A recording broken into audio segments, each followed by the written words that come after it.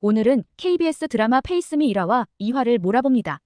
냉철하고 이성적인 성형외과 의사 차정우와 정의감 넘치는 강력계 형사 이민영이 다양한 사건 속에서 얽히게 되며 본격적인 공조가 시작됩니다.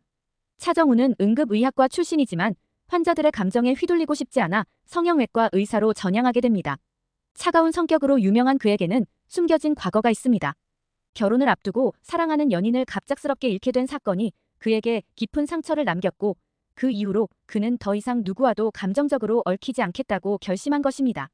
어느 날 차정우는 수술을 마치고 옥상에서 바람을 쐬던 중 위태롭게 서 있는 여성을 발견합니다. 그는 그녀를 구하려고 손을 뻗지만 결국 실패하게 되죠. 이 사건은 의료사고로 보도되며 차정우는 언론의 표적이 되어 순식간에 비난의 중심에 서게 됩니다. 얼굴에 화상 흉터가 있는 딸을 치료하기 위해 병원을 찾아온 남기택도 그중 한 명입니다. 딸을 위해 간절한 마음으로 성형외과 문을 두드렸지만 차정우는 그를 받아들이지 않았습니다. 거절에 실망한 남기택은 절망 끝에 스스로 목숨을 끊고 그의 주머니에서는 차정우를 비난하는 전단지가 발견됩니다. 남기택의 죽음은 곧 차정우에게 큰 악영향을 미치게 되죠. 언론은 병원과 그의 이미지를 무자비하게 깎아내리며 예약된 수술도 잇따라 취소되고 병원은 심각한 위기에 처하게 됩니다. 이 와중에 강력계 형사 이민영이 등장합니다. 정의감 넘치는 이민영은 사건 피해자들의 고통을 이해하고 그들의 감정에 공감하며 사건을 해결해 나가는 열정적인 형사입니다. 그는 남기택의 죽음이 단순한 자살이 아닐 수도 있다는 의문을 품게 되고 남기택의 주변을 조사하면서 여러 단서를 발견합니다. 남기택의 집에서는 병원 방문이 여러 차례 적힌 달력을 발견하고 그가 병원을 다 찾아다녔지만 거절당한 끝에 자살을 선택했다는 점에 의문을 가지게 되죠.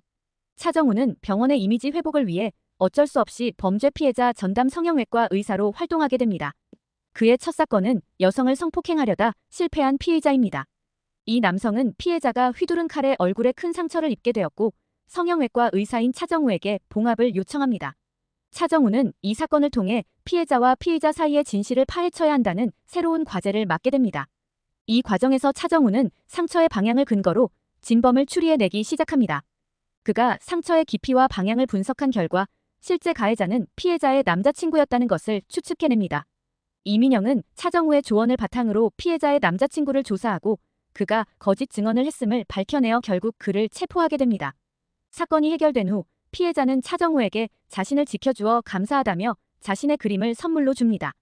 차정우는 그 그림을 보며 피해자가 꿈꾸는 미래를 응원하고 언젠가 이 그림이 수술비를 대신할 만큼 소중해질 것이라는 말을 건네며 감동을 줍니다. 하지만 사건이 해결되었다고 끝난 것은 아니었습니다. 누군가가 차정우에게 깊은 원한을 품고 그를 위협하기 시작합니다. 차정우는 길에서 의문의 차량에 의해 차에 치일 위기에 처하게 되고 자신을 노리는 배후의 존재에 대한 불안감을 느낍니다.